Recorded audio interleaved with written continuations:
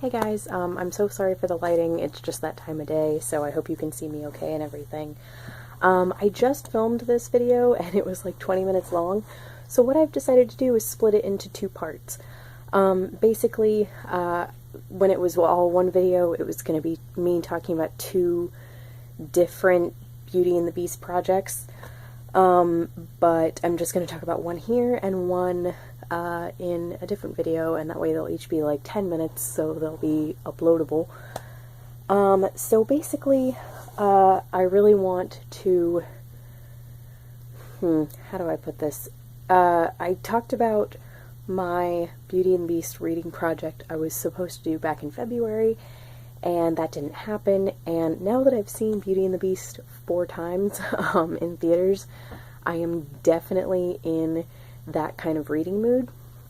So I've basically decided to just move it from February to now, and I'm still going to have a lot of the books on my April TBR still on it, but now any of the ones basically that aren't priorities, like that aren't library books or that I'm not buddy reading with people, I'm probably going to push aside until May.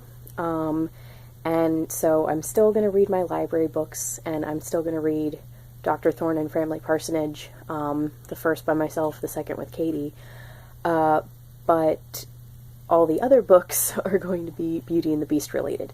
So they're all books that were on my original Beauty and the Beast project, but I'll just talk about those again, and then I also have a couple new ones. One of the new ones is one that was already on my April TBR, and it's also a library book, so it's great because I'm not adding anything with this book, and that is Lost in a Book by Jennifer Donnelly. I've started this, and I'm really loving it. I think her writing is very good, and I love the fact that she has basically personified the concepts of love and death, and she's made them sisters, and very competitive sisters at that.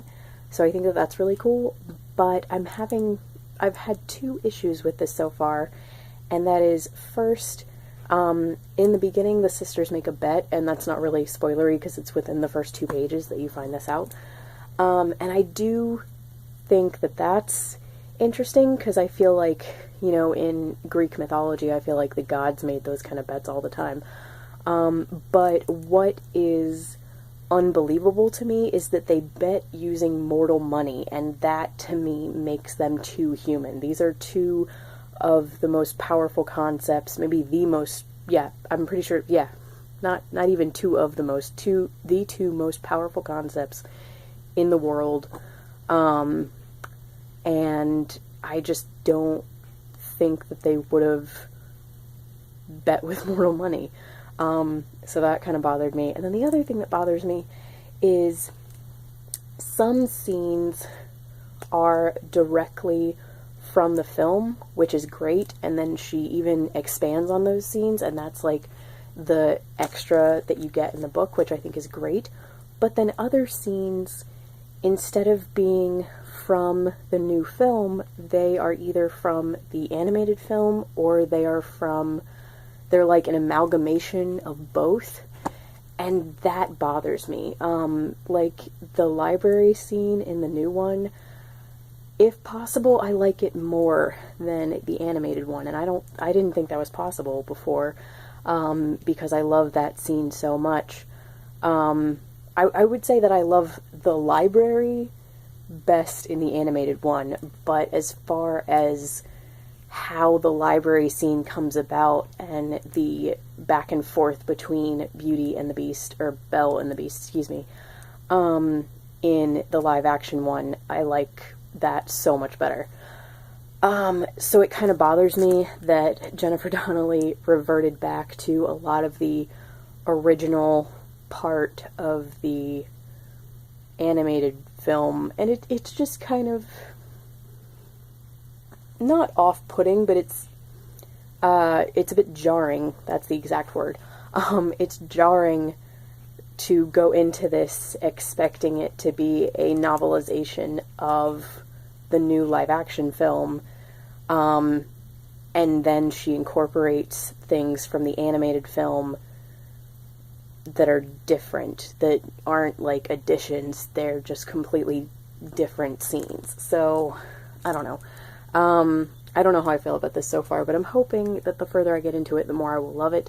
And as I said, I do really love the writing. I think the writing is really good, especially where the plot of Love and Death comes in. So, this one. And I'm sorry, I just spent 5 minutes talking about that. And then next is The Fire Rose by Mercedes Lackey. This is another one that wasn't on my list back in February because I didn't own it, and I have since found it, so I'm very happy that I have this and I can try this now. And then actually right now, I needed a bit of a break from Lost in a Book since, you know, as I said, I found it a bit jarring. So I have picked up Beastly by Alex Flynn for a reread because I just rewatched the film last night. Yesterday I watched 4 different Beauty and the Beast films. I went to go see Beauty and the Beast, the live action one, in theaters with my friend, and it was the 4th time I'd seen it. Then when I got home, I watched the animated cartoon, then I watched Beastly, and then I watched the 2014 French live action version of Beauty and the Beast, which I really liked, but I went into it thinking that it was going to be the French film with English subtitles, and it was an English voiceover, like it was an English dubbed version of the film, which is the version that came out in the States a little while ago, and I really wish that they had kept it all in French with English subtitles, and that was how they released it here, because some of the English dubs are awful. Lea Seydoux,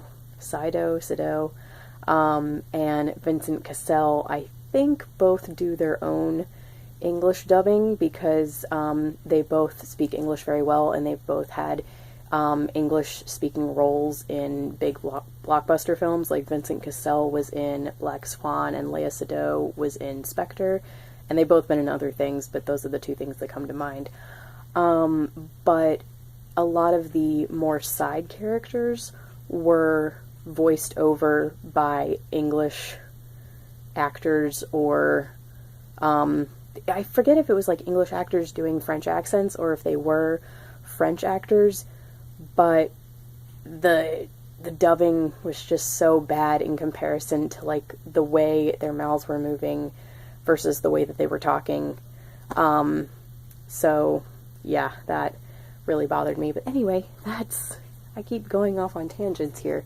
I'm rereading this now because I liked, I loved it so much when I read it, and also seeing the film really made me want to reread it. So yeah, rereading this. And then, what else? I have, if I can find it, where is my, here. I have some on my Kindle. First is Roses by Rose Mannering. This is a new purchase. It was only $2 on Kindle, so I went ahead and got it, and I was so excited to have this now because I was subscribed to her channel, her YouTube channel, when she was first writing this and going through the publishing process, and I've been meaning to get a copy of the hardcover for quite a while, but I just kept putting it off, and now, as luck would have it, it's on Kindle for $2, so I got that. And then, and if I love it, I'm going to get a hardcover copy as well. And then I will be rereading, I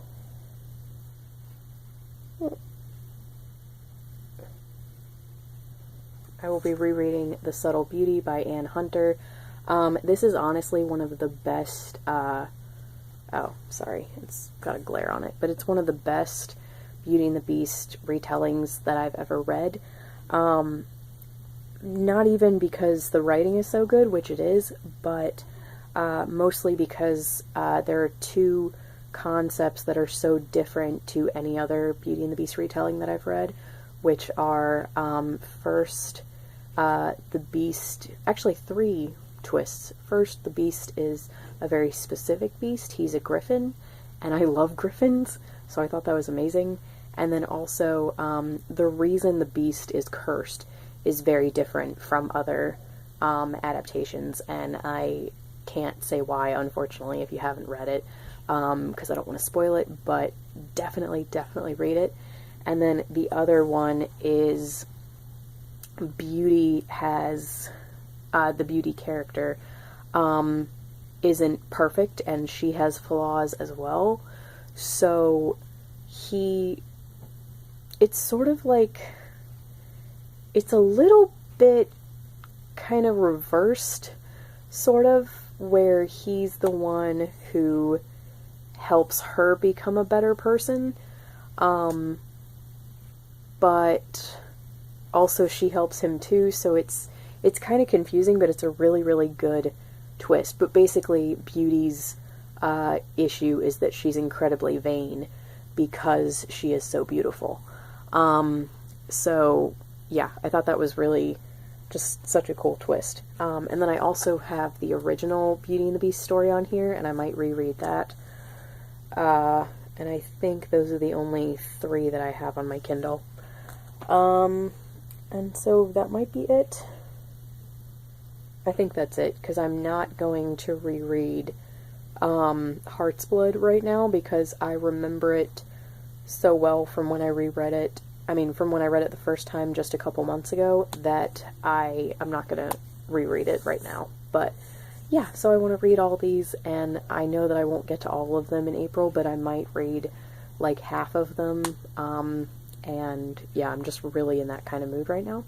So yeah, that's the first part of the project, and then the second part I will talk to you about in the next video. And it's also Beauty and the Beast related, but different, so you'll see.